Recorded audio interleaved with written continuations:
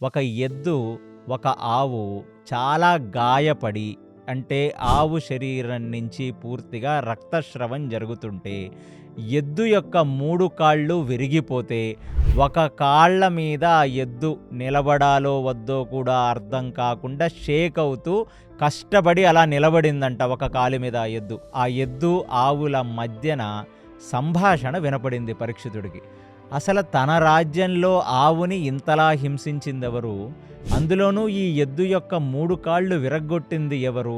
అని పరీక్షితుడు ఎంతగానో ఆలోచించసాగాడు. ఇప్పుడు వాళ్ళిద్దరూ మాట్లాడుకుంటున్న మాటలు పరీక్షితుడి చెవున పడ్డాయి. ఏమిటంటే, ఆవు ఆ ఎద్దుని చూసి అంటుంది, "అయ్యో! ఎంత పరిస్థితి పట్టింది నీకు.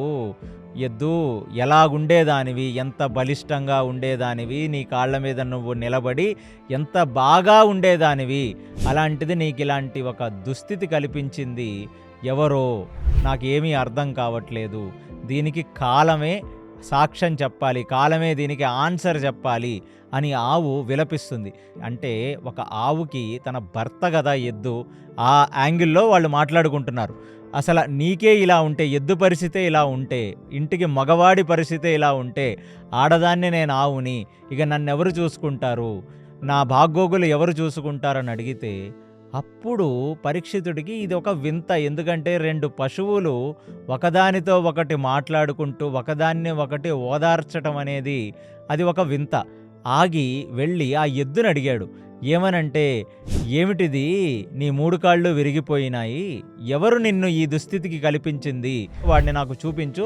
నేను వాడిని సంహరిస్తాను లేదా దండిస్తాను. ఒక రాజుగా నా ప్రథమ కర్తవ్యం ఇది" అని అడిగితే, ఆ ఎద్దు ఏమని చెప్పిందంటే, "ఏమని చెప్తాము నాయనా, ఇది నా ప్రారాబ్ధం. కాలం అనే ఒకటి ఉంది గదా! అది ఎవరి చేతిలో ఆగుతుంది చెప్పు? ఒక నిమిషం వెనక్కెళ్తే మనం తీసుకురాగలమా? అలాంటి ఆ కాలమే నా కాళ్ళని విరగ్గొట్టేసింది" అని చెప్పింది.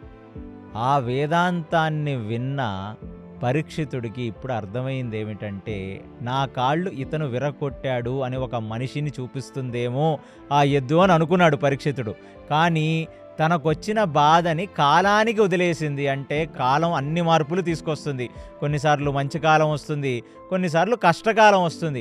ఆ కాలాన్ని తను చెప్పేసరికి ఖచ్చితంగా ఈ ఎద్దే ఆ ధర్మానికి ప్రతిరూపం. ధర్మదేవతే ఈ ఎద్దు. ఈ ఆవే ఈ భూమాత అన్న సంగతి పరీక్షితుడికి అర్థమయ్యి, అసల మోకాళ్ళ మీద పడిపోయిన పరీక్షితుడు ఆ ఆవుని, ఎద్దుని ఆలింగనం చేసుకొని ఎంతగానో ఏడవసాగాడు. ఎందుకంటే అతనికి ఆ పజిల్ అర్థమైపోయింది.